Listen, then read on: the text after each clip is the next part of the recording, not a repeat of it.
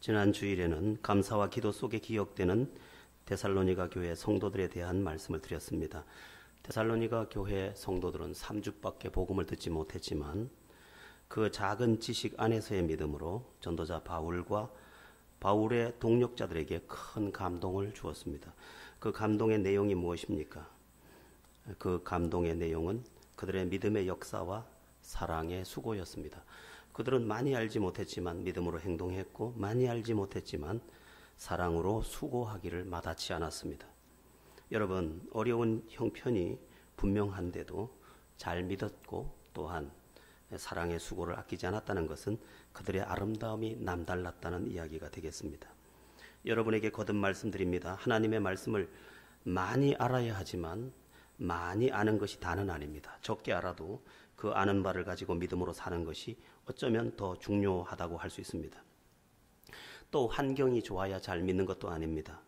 그러므로 내 형편이 좋아지면 잘 믿다고 하거나 또는 형편이 허락하면 그때 헌신하겠다고 하면 속는 것입니다. 내 모습 이대로 주 받으시옵소서 하며 나를 바쳐 드릴 수 있어야 합니다.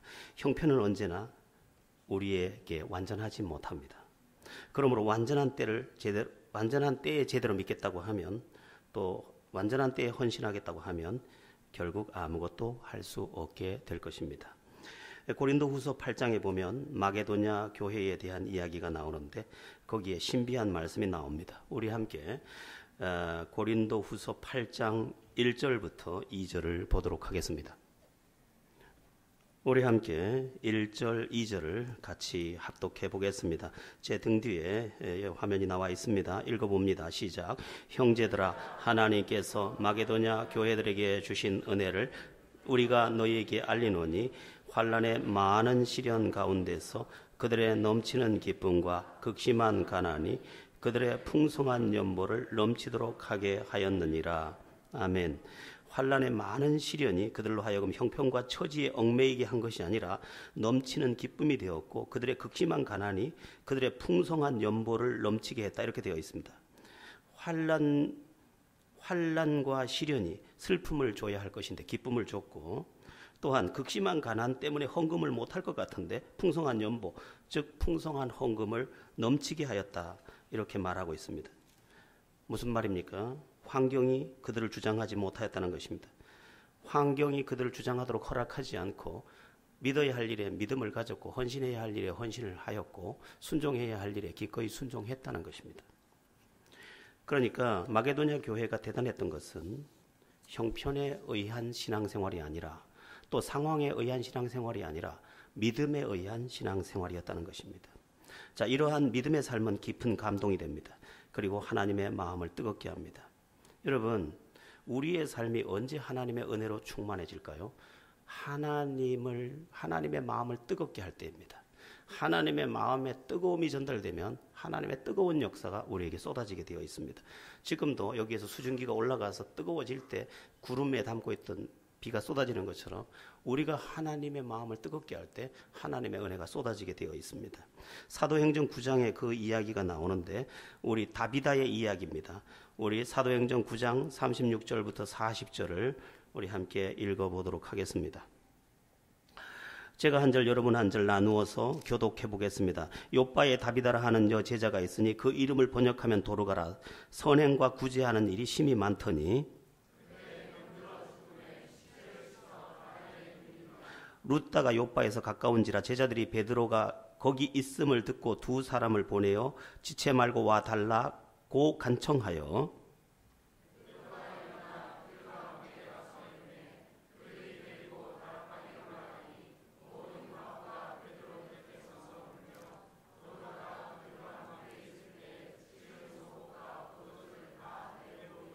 같이요. 베드로가 사람을 다 내보내고 무릎을 꿇고 기도하고 돌이켜 시체를 향하여 이르되 다비다야 일어나라 하니 그가 눈을 떠 베드로를 보고 일어나 앉는지라. 아멘. 자, 다비다가 죽었습니다. 다비다가 죽었는데 다비다는 혼자 살던 여인이었습니다. 그런데 이 다비다는 어떤 일을 했냐 하면 자기보다 더 불쌍한 사람들의 옷을 쥐어 입히며 그들의 필요를 채워주었습니다. 그런데 그 다비다가 죽자 그 다비다의 도움을 받은 사람들이 가까이에 있는 베드로를 찾아가서 부탁을 합니다. 사도님, 지금 우리를 섬기던 저 사랑스러운 주님의 여제자가 세상을 떠났습니다. 아직은 죽을 때가 되지 않았습니다. 저를 살려주십시오 하고 베드로를 초청했고, 베드로가 그 장면을 보면서 마음이 뜨거워졌습니다. 말하자면 이런 것입니다. 다비다는 사람들의 마음에 감동을 주었고, 감동을 받은 사람들은 죽은 이 다비다를 위해 마음이 뜨거워졌고, 마음이 뜨거워진 이 사람은 베드로의 마음을 뜨겁게 했습니다. 다시 뜨거워진 베드로는 하나님께 엎드려서 뜨거운 마음으로 기도했고, 뜨거워진 그 마음은 하나님의 마음을 뜨겁게 했고, 뜨거워진 하나님의 마음이 은혜를 쏟아붓고 능력을 쏟아부어서 다비다를 살려냈더라는 것입니다. 여러분, 우리가 이러한 순환의 원리 안에 있어야 합니다. 내가 하나님의 일, 하나님의 사람으로서 뜨거워지고 누군가에게 뜨거움이 되어질 때 그 뜨거움은 또 다른 하나님께 뜨거움이 되고, 그 뜨거움을 상달받은 하나님께서 뜨거운 은혜로 우리에게 쏟아부어 주게 되어 있다는 것입니다. 사람들은 저마다 이야기합니다. 나를 왜 몰라주느냐, 나를 무시하느냐. 그렇지 않습니다. 우리가 못나서 무시하는 것이 아닙니다. 우리가 못 배워서 무시하는 것도 아닙니다. 우리가 가난해서 무시하는 것도 아닙니다. 우리가 주님의 사람답지 않기 때문에 우리가 거기에 있지 못할 뿐입니다. 우리는 더욱 형편과 처지를 뛰어넘어 하나님의 사람으로 온전케 되어야 합니다. 그때 하나님께서 우리에게 예비한 은혜를 쏟아부어 주실 줄로 믿습니다. 사실 그리스도인의 삶은 매우 아름답습니다. 왜냐하면 예수의 형상이 그 안에 들어가서 작용하기 때문입니다. 성령이 와서 예수의 성품을 자꾸 주장해 주게 되어 있습니다. 그래서 그 주님이 주장하시는 마음, 성령이 주장하시는 마음, 진리의 말씀을 따라가다 보니 그 삶이 더없이 아름답고, 그 아름다운 삶은 하나님의 은혜를 불러오고 응답을 불러오고 능력을 불러오더라는 것입니다. 우리 모두 환경과 처지에 포로가 되지 말고 더욱 그리스도인이 되어 하나님의 은혜를 단비처럼, 또한 은혜의 햇살처럼 넉넉히 누리게 되기를 예수 이름으로 축원합니다. 자, 이제 본론으로 들어가 보겠습니다. 데살로니가 교회 성도들의 아름다움이 어디로부터 더욱 어느 방향으로 더욱 나아가느냐. 데살로니가 교회 성도들의 삶은 한 걸음 더 나아갔습니다. 그들이 얼마나 아름다웠는지, 어떤 아름다움으로 나아갔는지 오늘 본문이 또 말하고 있는데, 그 세 번째가 소망의 인내입니다. 믿음의 역사, 사랑의 수고에 이어서 소망의 인내로까지 나아갔다는 것입니다. 사도 바울이 데살로니가 교회 성도들을 생각할 때 그들만 생각하면 감사하고 그들을 위해 기도할 때마다 그들의 기도가 되어졌는데, 그 내용이 그들의 삶이 어떠했기 때문이냐. 그들에게 믿음으로 사는 삶의 내용이 있었고, 그 다음에 사랑으로 살아내는 사랑의 수고가 있었는데, 거기에 더하여 소망의 인내를 가지고 살더라는 것입니다. 소망의 인내가 뭡니까? 예수 그리스도에 대한 소망의 인내라고 되어 있는데, 예수 그리스도에 대한 소망의 인내가 뭡니까? 이미 십자가에서 승리하신 예수님을 믿는 믿음 안에서 모든 것을 이겨내더라는 것입니다. 그 형편을 보면 신음소리를 내야 마땅하고, 그 형편을 보면 하나님을 원망해야 마땅하고, 그 형편을 보면 믿음이고 뭐고 다 소용없다고 내팽개쳐야 될 것 같은데, 그렇게 하지 않고 예수 그리스도를 믿는 믿음 안에서 소망을 놓지 않고 하나님을 굳게 붙잡고 더욱 나아가더라는 것입니다. 그러므로 그들을 생각할 때마다 감사하고, 그들을 엎드리기만 하면 그들에 대한 기도가 나왔다, 이렇게 말하고 있습니다. 저 정도면 믿음이고 뭐고 다 포기할 법한데 그렇게 하지 않더라는 것입니다. 더욱 하나님의 사람이 되더라는 것입니다. 여러분, 우리 신앙에서 마지막 싸움이 뭔지 압니까? 우리의 신앙생활에서 마지막 싸움은 인내의 싸움입니다. 적지 않은 사람들이 다 믿음으로 출발을 합니다. 그가 은혜를 받았기 때문에 다 믿음으로 출발하는데, 저 CEO의 탑의 자리에서 만날 수 있는 사람은 누구냐? 인내의 다리를 건넌 사람입니다. 인내의 다리를 건너지 않았기 때문에 탑의 자리에 이르지 못하더라는 것입니다. 인내의 다리를 누구나 건너야 합니다. 하나님은 인내의 다리를 건너지 않은 승리자를 이 땅에 허락한 적이 한 번도 없습니다. 그래서 승리한 사람들, 성경의 이 주역들을 다 보면 인내의 다리를 다 건넜습니다. 아브라함도 인내의 다리를 건넜고, 이삭도 인내의 다리를 건넜고, 야곱도 인내의 다리를 건넜고, 요셉도 인내의 다리를 건넜고, 다윗도 인내의 다리를 건넜고, 욥도 인내의 다리를 건넜습니다. 인내의 다리 건너여서 승리한 것입니다. 욥의 이야기를 보면 참 의미심장합니다. 욥이 머리부터 발끝까지 다 이제 그 질병에 시달리고 있었는데 그 부인이 찾아와서 이렇게 이야기합니다. 차라리 하나님을 욕하고 죽으세요. 그래도 하나님을 믿을래요? 당신 형편 보면 몰라요. 하나님 욕하고 죽으세요. 차라리. 당신이 이제 다 망했어요. 당신 그렇게 좋아하던 하나님 당신에게 아무것도 할 수 없어요. 하나님 욕하고 죽으세요. 그러자 욥이 대답합니다. 욥기 2장 10절입니다. 우리 함께 읽어보겠습니다. 시작. 그가 이르되 그대의 말이 한 어리석은 여자의 말 같도다.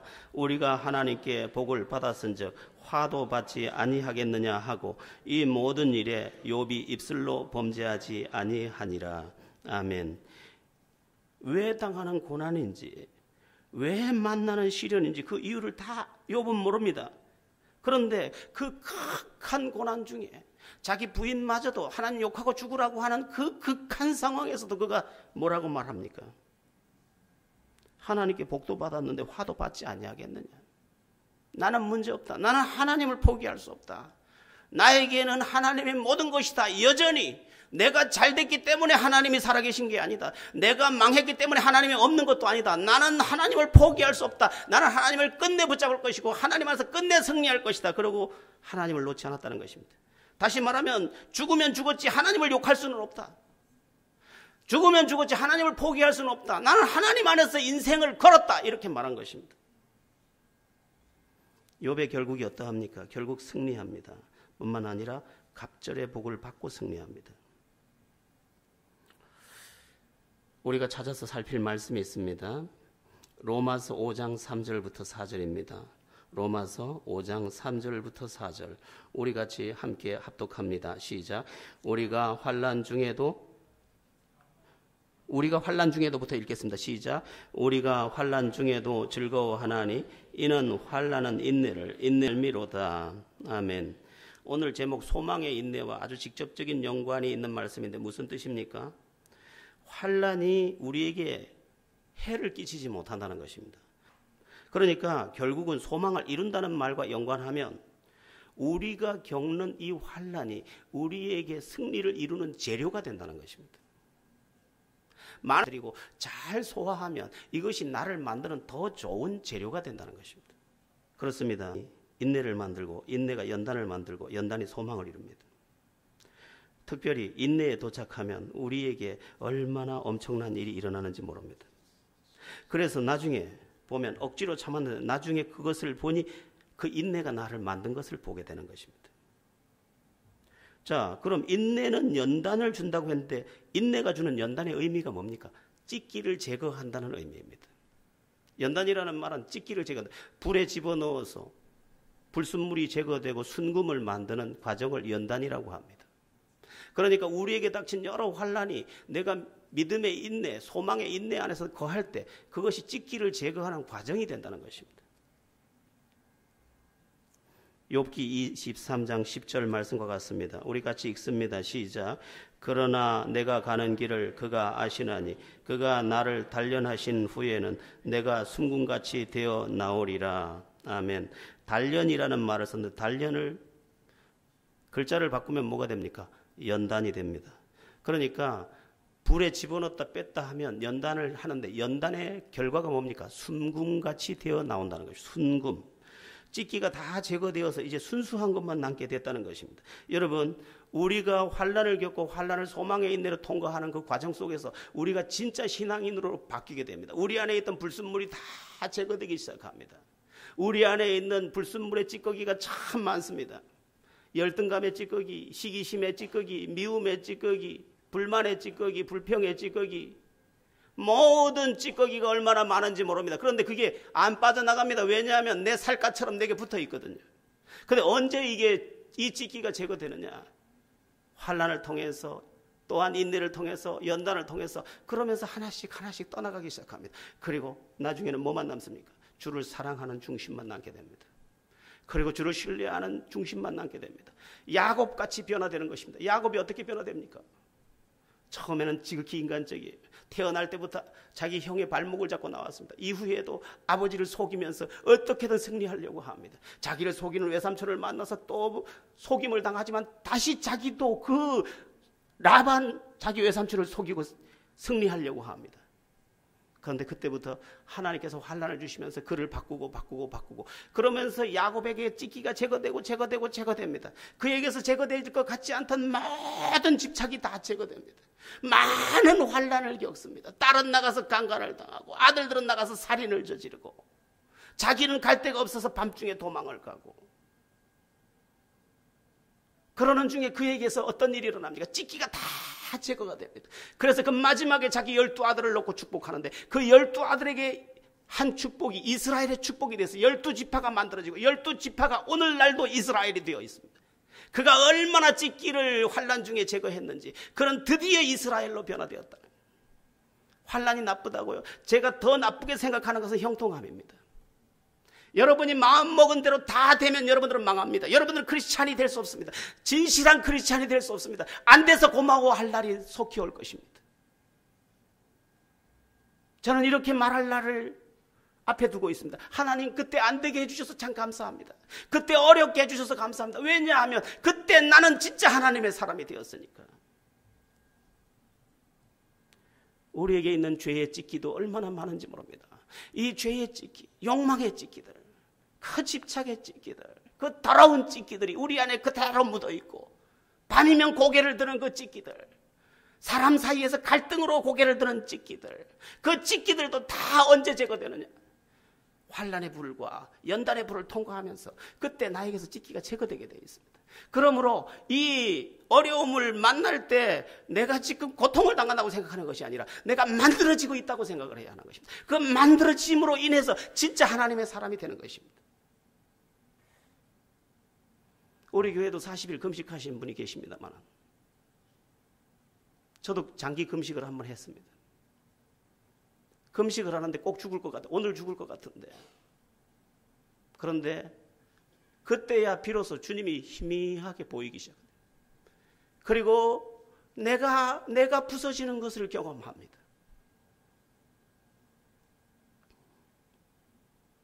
어떤 사람은 이런 글을 썼습니다. 자아의 파쇄와 영의 해방. 내가 깨지고 나니 내 영이 해방되더라는 것입니다. 비로소 내가 만들어져서 내가 영적인 자유를 누리더라는 것입니다. 그러니까 우리가 만나는 여러 가지 고통의 문제가 우리를 망가뜨리는 게 아니에요. 실제로 우리를 만들고 있는 것입니다. 오늘날 젊은이들에게 왜 믿음이 없습니까? 여러 가지 이유가 있겠습니다만 필요가 너무 넉넉하다는 것도 그 이유 중에 하나입니다. 부족하면 얼마나 좋아. 그러면 더 간절할 수 있고, 그래서 나를 제거할 수 있고, 그래서 더 주님의 사람이 될 수 있고, 그래서 더 향기 나고, 그래서 더 하나님께 영광 돌릴 수 있고. 문제는 뭐냐? 우리 안에 찢기가 하나님의 은혜를 회방한다는 것입니다. 자, 우리 다 함께 이사야 1장 15절을 읽어보겠습니다. 1장 15절 합독합니다. 시작. 너희가 손을 펼 때 내가 내 눈을 너희에게서 가리고 너희가 많이 기도할지라도 내가 듣지 아니하리니 이는 너희의 손에 피가 가득함이라. 하나님이 은혜를 베풀고 싶어도 못 베푸는 이유가 있는데 너희 안에 죄의 찢기가 있기 때문이다. 너희 안에 죄의 찢기가 가득하기 때문이다. 이렇게 말씀하고 있는 것입니다. 하나님은 모든 것을 하실 수 있습니다. 다만 우리 안에 불순의 찌꺼기가 너무 강하게 들어있고 그 찌꺼기가 우리를 올가매고 있고 하나님과 우리 사이를 가려버렸다는 것입니다. 그러니 그 제거가 되지 않는 찌기를 제거하기 위해서 오늘 절실한 건 뭐냐? 환난을 통한 인내요, 인내를 통한 연단이요, 연단을 통한 소망을 이루는 것입니다. 그런즉 고난이 꼭 나쁜 것만은 아닙니다. 한번 따라해 보겠습니다. 우리 남편 따라해 보겠습니다. 우리 남편 속 썩여서 감사하다. 누구 기침소리가 이렇게 크노? 밉고 야속하고 정말 힘겨운 일이지만 그러나 나중에 보면 그게 나를 키운 재료들입니다. 잘 깨닫기를 예수의 이름으로 바랍니다. 우리가 또 알아야 할 사실이 있습니다. 하나님 안에서의 인내는 희망이 아니라 소망의 인내라는 사실입니다. 따라하겠습니다. 희망이 아니라 소망이다. 그렇습니다. 우리가 참는 것은 희망 때문에 참는 게 아니라 소망 때문에 참는 것입니다. 소망과 희망의 차이가 뭡니까? 희망은 스스로 가지는 기대입니다. 이렇게 되기를 희망하는 것입니다. 유명한 노래 하나 불러드리겠습니다. 최건우 집사님 집에서 있었던 노래입니다. 여진이가 불렀는지 이렇게 불렀습니다. 아빠 고문 뚱뚱해. 날씬하잖아요, 아빠가. 희망사항. 엄마 고문 날씬해. 희망사항. 이게 희망이에요. 바라는 것입니다. 그냥 바라보는 것이죠. 그렇게 되기를 기대하는 거예요. 약속이 없습니다. 기약이 없습니다. 소망은 뭐냐? 소망은 약속이 있는 기대입니다. 그리고 하나님에 대한 소망은 뭐냐? 확실한 약속이 있는 기대입니다. 우리가 참아도 되는 이유는 뭐냐? 하나님의 약속이 분명히 있기 때문이라는 거예요. 하나님의 약속이 없으면 우리도 이대로 기다려서는 안 될지도 몰라요. 그러나 하나님의 약속이 분명히 살아있기 때문에 그 약속 안에서 오늘도 견디며 그것을 기다리는 것입니다. 그리스도인이 가지는 5가지 약속이 뭡니까? 구원의 약속, 사죄의 약속, 기도응답의 약속, 인도의 약속, 승리의 약속. 하나님의 약속이 여기에 분명하게 우리 손에 잡혀 있습니다. 이 약속이 있는 한 나는 물러설 수 없습니다. 그게 소망의 인내입니다.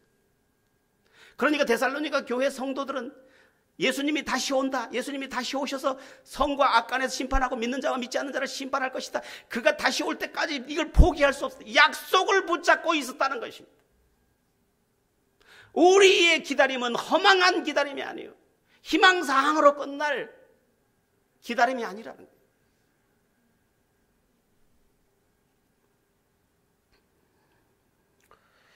믿음의 조상들을 보면 모두 소망의 인내로 승리했습니다. 욥도 요셉도 어쩌면 하나님이 약속한 소망이 자기 안에 있었기 때문에 그 모든 것을 이겨낼 수 있다고 보아야 합니다. 여러분, 우리는 희망의 사람이 아니라 소망의 사람들입니다. 약속이 있기에 우리는 오늘도 참고 오늘도 이깁니다. 여러분의 삶에 희망이 아니라 소망이 가득하여 그 소망으로 결국 이겨내고 승리하는 은혜가 있기를 축원합니다. 특별히 기억할 것이 있습니다. 그것이 뭔가 하면 하나님은 하고자 하는 자를 붙잡아 주신다는 것입니다. 그렇습니다. 하나님은 하고자 하는 자를 붙잡아 주십니다. 이것은 신비입니다. 여러분, 이상합니다. 내가 믿음으로 살고자 하면 하나님 믿음을 주십니다. 또한 내가 하나님의 뜻대로 살고자 하면 하나님 뜻대로 살 수 있는 은혜를 주십니다. 또한 내가 전도자로 살고자 하면 전도자로 살 수 있는 길을 주십니다. 또한 믿음으로 인내하며 믿음으로 승리하기를 원하는 사람에게 믿음으로 승리할 수 있는 은혜와 능력을 주시는 줄 믿으시기 바랍니다. 여러분, 다윗이 하나님의 뜻대로 살고자 마음먹었습니다. 그는 어려서부터 하나님의 뜻대로 살고 싶은 것이 자기의 소원이었습니다. 그러자 하나님께서 다윗에게 어떤 은혜를 줍니까? 하나님의 뜻대로 살 수 있는 은혜를 계속 공급해 줍니다. 그래서 쫓겨가면서도 하나님을 찬양하고, 어떤 때는 블레셋으로 망명을 가서 블레셋에서 미친 체하며 침을 흘리면서 살려고 구걸을 했지만, 그러고 나서도 시편을 기록하며 하나님을 찬양하는 장면이 나와 있습니다. 뭡니까? 하나님의 뜻대로 살 수 있도록 하나님 그 시간에도 은혜를 주시고 마음을 주장해 주셔서 그럴 수 있다는 것입니다. 여러분, 제가 지금 여기에 믿음으로 서 있을 수 있는 게 그래 신학교를 나왔기 때문에 그랬을 거라고 생각하지 마십시오. 그렇지 않습니다. 죽어도 하나님의 뜻대로 살려고 했더니 하나님께서 죽어도 살 수 있도록 은혜를 주셨고, 오늘 비로소 제가 여기 있는 것입니다. 바울이 전도자로 살고자 할 때 하나님은 그에게 전도자로 살 수 있는 은혜를 주셨습니다. 그에게 무한한 은혜를 계속 주셔서 그가 가는 곳마다 전도의 역사가 나타나도록 하나님이 직접 역사하셨습니다. 욥이 믿음으로 고난을 이기고자 할 때 하나님은 욥이 고난을 이길 수 있도록 은혜를 계속해서 공급했습니다. 여러분, 믿음으로 살고자 하십시오. 환난도 이기고자 하십시오. 기도도 하고자 하십시오. 하나님의 뜻대로 살고자 하십시오. 전도자가 되고자 하십시오. 헌신하고자 하십시오. 하나님이 되게 해 주실 줄로 믿습니다.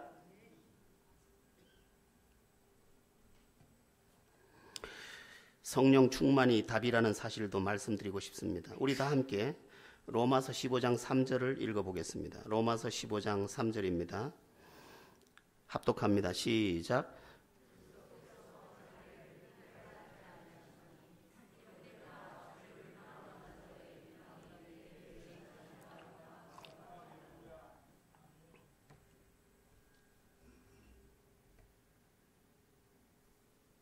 (15장 13절인데) 15장 13절 제가 잘못 정보를 줬는 것 같으네요. 15장 13절입니다. 13절. 자, 15장 13절 제가 읽어드립니다. 소망의 하나님의 모든 기쁨과 평강을 믿음 안에서 너희에게 충만하게 하사 성령의 능력으로 소망이 넘치게 하시기를 원하노라. 아멘.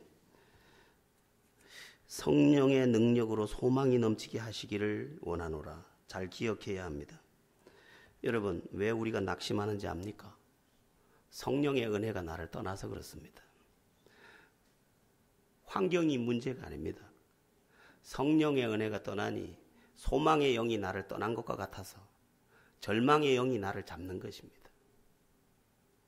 그래서 항상 영적인 자기관리를 해야 되는데 영적인 자기관리에서 매우 중요한 게 뭐냐? 성령 충만하지 않은 상태를 허락하지 않는 것입니다.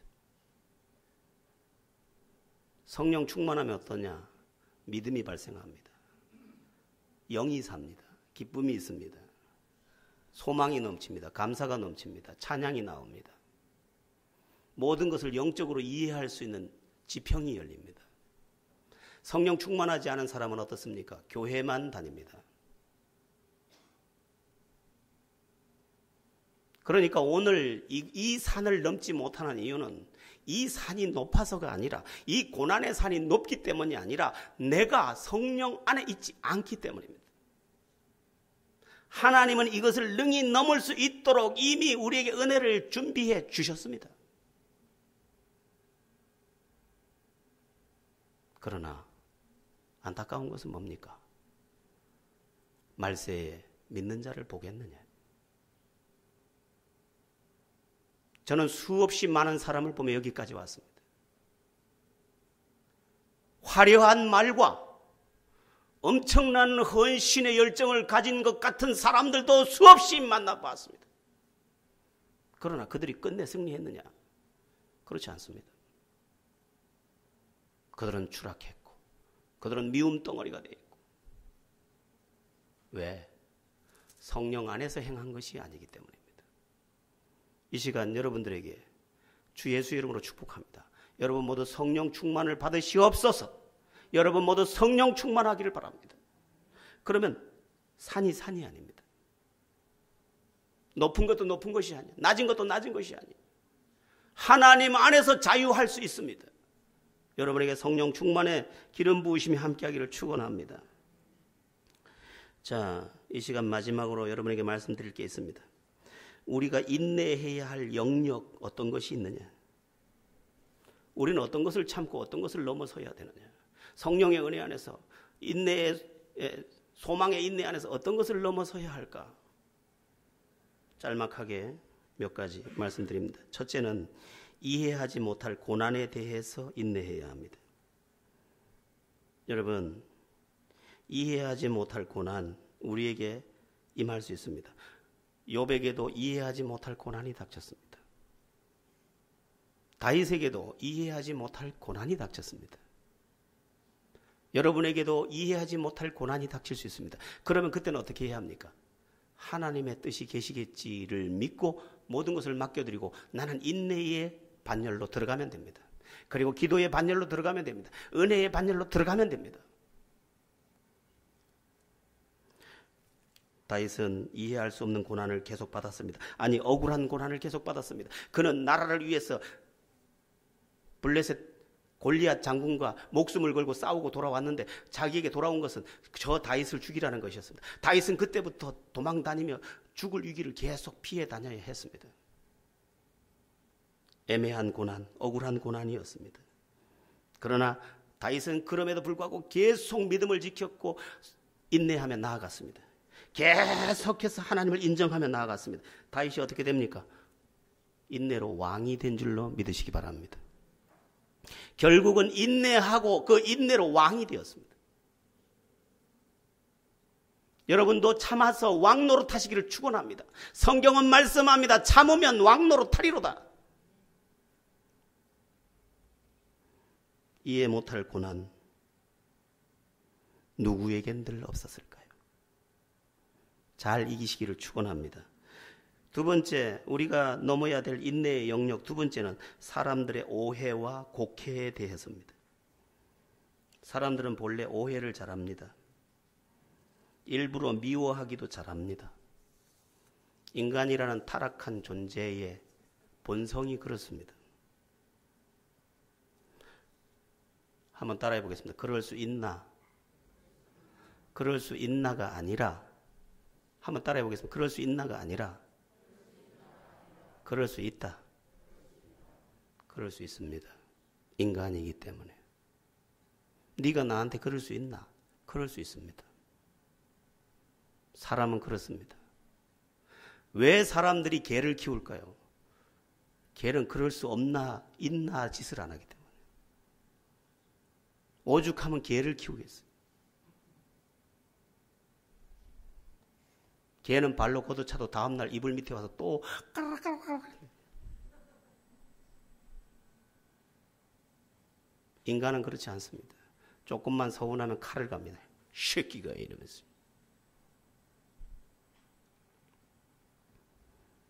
사람은 참 잔인합니다. 그리고 야속합니다. 그리고는 나중에 그 사람이 죽고 난 뒤에 말합니다. 그 사람 참 좋은 사람이었는데. 내가 죽은 뒤에 말합니다. 그럼 우리 어떻게 해야 합니까? 그것도 넘어가야 합니다. 성경은 말씀하고 있습니다. 철이 철을 날카롭게 함같이 사람이 사람을 지혜롭게 하느니라. 나를 만드는 것이 사람이에요. 나쁜 사람도 나한테 좋은 재료가 될 수 있다는 것입니다. 성경은 또 말씀합니다. 악인도 악한 날에 적당하게 지으셨느니라. 악한 자도 때로 필요합니다. 내 멱살을 잡았던 사람도 있었습니다. 제가 30분간 두드러 맞아 봤습니다. 그때 흘렸던 눈물이 나한테 얼마나 목회에 좋은 토양이 됐는지 모릅니다. 사람에 대해서 인내하고 사람에 걸려 넘어지지 않는 은혜가 여러분에게 있기를 축원합니다. 세 번째, 어느 부분에서 인내해야 되느냐? 어떤 사람을 가르치고 양육하고 훈련하는 일에서 인내해야 합니다. 사람을 가르치고 길러보면 참 더디다는 것을 알 수 있습니다. 그리고 야속하다는 것을 알 수 있습니다. 베풀어줘도 모르고 도와줘도 모르고 환영해도 모르고 도리어 비난하고, 그럼 어떻게 해야 합니까? 그래도 길러야 합니다.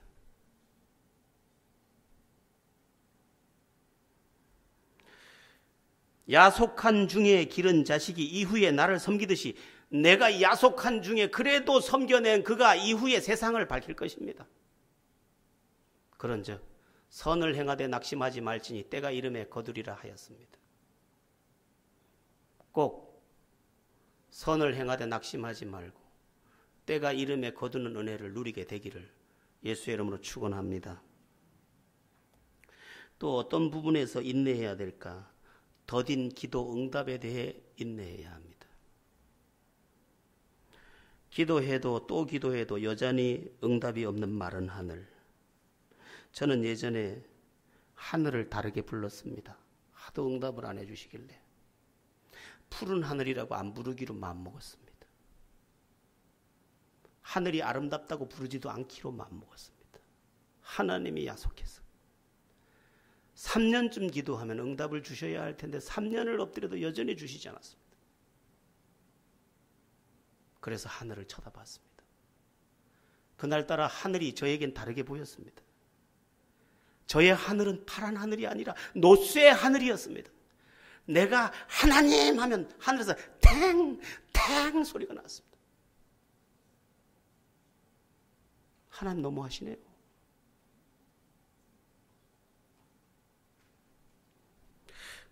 자, 여러분, 그럼 하나님이 왜 응답을 더디 주실까요?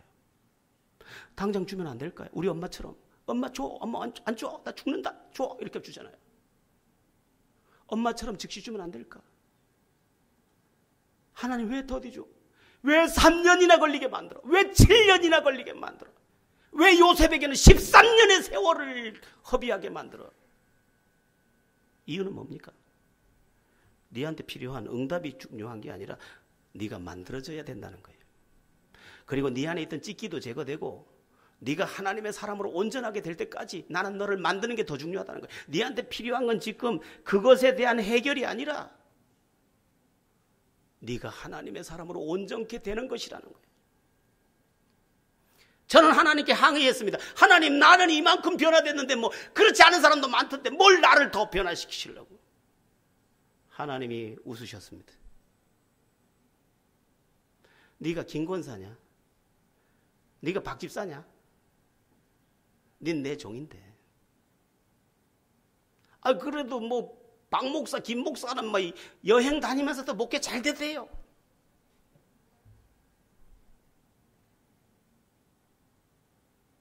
나만 가지고 그래. 전두환이처럼.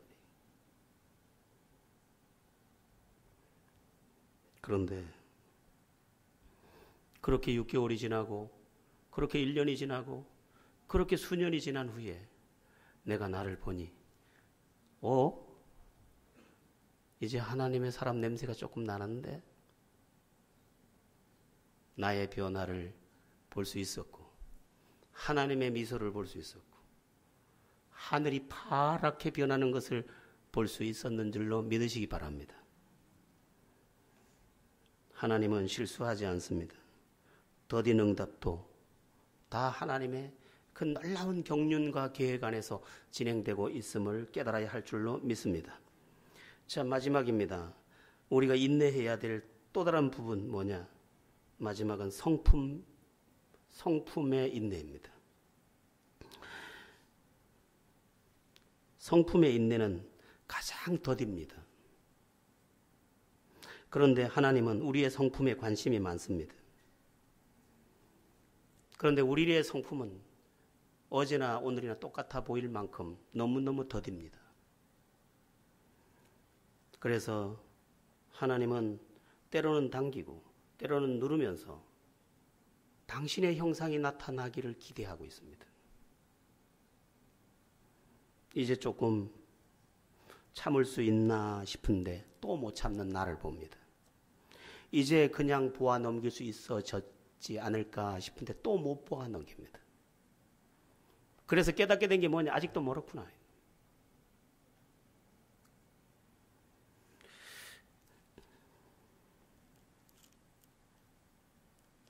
여러분, 하나님이 실수하지 않습니다. 우리가 아직 하나님의 사람으로 너무도 많은 남은 과제를 가지고 있을 뿐입니다. 오늘 우리에게 요청되는 건 뭘까요? 소망의 인내를 구체화시키는 것입니다.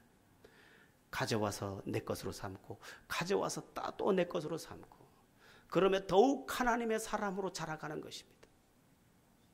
그때 우리의 삶은 내가 봐도 아름답고 네가 봐도 아름답고 주님이 볼 때도 아름답고 고로 주님의 은혜가 우리 안에 강같이 흐르게 될 줄로 믿습니다. 오늘의 결론은 이것입니다. 소망의 인내, 그것은 결코 어리석은 인내가 아니라는 것입니다. 우리를 위대하게 하는 과정이라는 것입니다. 그러므로 오늘 형통할 때나 공고할 때나 주님을 붙잡고 주님 안에서 살기로 우리는 결심해야 합니다. 하나님은 반드시 약속한 그것을, 우리가 소망하는 그것을 이미 준비한 대로 가지고 오셔서 우리의 찬송과 우리의 노래가 될 것입니다. 데살로니가 교회 성도들이 비록 짧은 기간에 복음을 받았고 진리를 조금 알았지만 그 진리로 믿음의 역사와 사랑의 수고와 소망의 인내를 이루어서 승리의 노래와 뜨거운 감동을 전달해 줬던 것처럼 우리의 영적 삶이 이렇게 믿음의 역사와 사랑의 수고와 소망의 인내를 이루어 우리가 거하는 모든 곳에서 하나님을 영화롭게 하고 하나님 살아계심을 증거하는 향기나는 삶이 되기를 예수의 이름으로 축원합니다. 기도하겠습니다.